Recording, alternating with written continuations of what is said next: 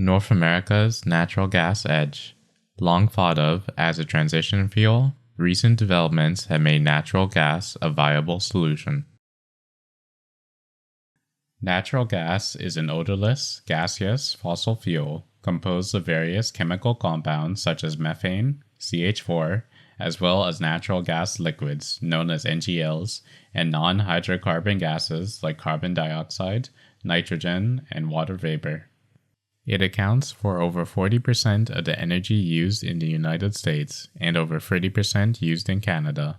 Almost half of the fuel goes to electric power production, and the remainder is split between residential, industrial, and commercial uses, such as heating and cooking.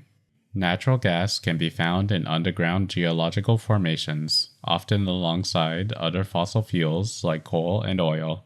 Common spots for the commodity are large cracks and spaces between layers of overlying rocks, as well as tiny pores within formations of shale, a sedimentary rock made out of mud. Humans used natural gas as early as 1000 BCE in ancient Greece, India, Persia, and China, but before the development of long-distance pipelines, natural gas was primarily regulated to a niche byproduct of oil production. The first commercialized use of natural gas occurred in Britain. Around 1785, the British used natural gas produced from coal to light houses and streets. Nearly half a century later, the city of Philadelphia created the first municipally owned natural gas distribution company. Today, natural gas has grown to become a major source of the world's energy supply.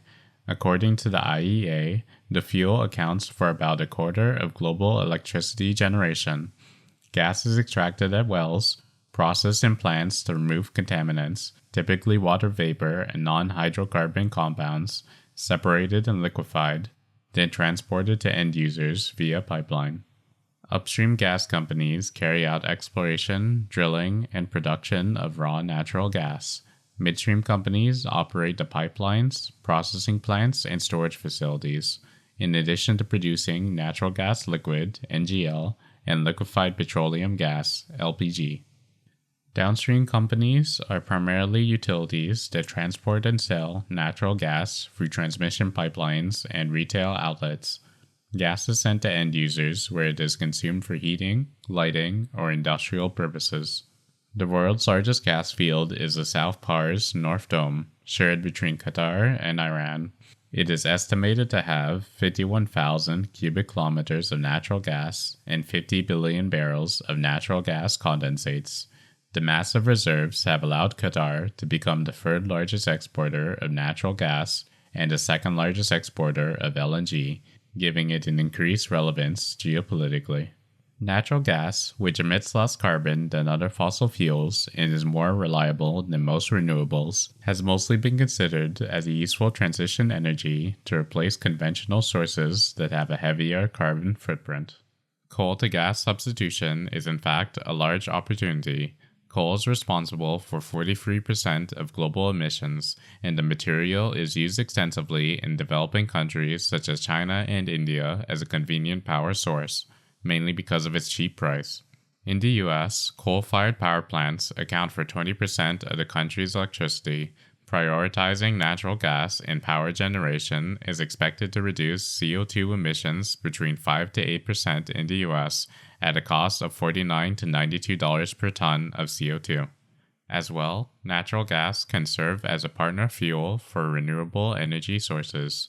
Renewables, while they have seen rapid development and commercialization over the years, still suffer from key flaws which hold back their adoption for industrialized societies. A dependence on subsidies, geopolitical risks, issues with siting, and a lack of reliability are the main issues preventing solar, wind, geothermal, and hydropower from becoming primary energy sources. Negative electricity prices have been recorded in Europe as the continent has switched increasingly to solar and wind power. These energy sources only generate intermittently, causing the grid to increasingly fluctuate between deficits and oversupply. Natural gas can supply what is known as baseload power to supplement these technologies. Essentially, in times of crisis where the sun doesn't shine or the wind doesn't blow, Natural gas can provide the minimum amount of electric power that needs to be supplied to the grid at any given time. Renewables will definitely happen, but you need gas to complement that, says Saad Al-Kaabi, CEO of Qatar Energy and the nation's energy minister. Gas is sort of in a Catholic marriage with renewables. They would need to stay together for a very long time for you to have the transition successfully. Now, why does this matter? Energy has come into the forefront as Russian sanctions have plunged Europe into an energy crisis, with Italy, Denmark, Germany, and several other European countries experiencing some of the world's highest electricity prices, sporting rates of 0.3 to 0.4 US dollars per kilowatt hour.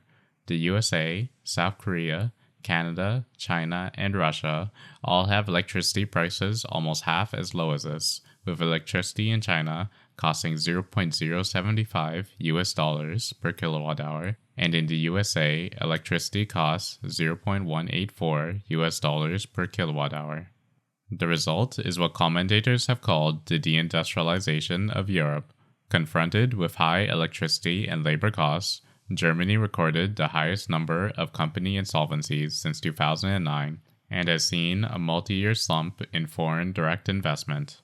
The Dutch TTF, the benchmark price for natural gas in Europe, has accelerated to over 40 euros a megawatt hour, which converts to approximately $12 a million BTU.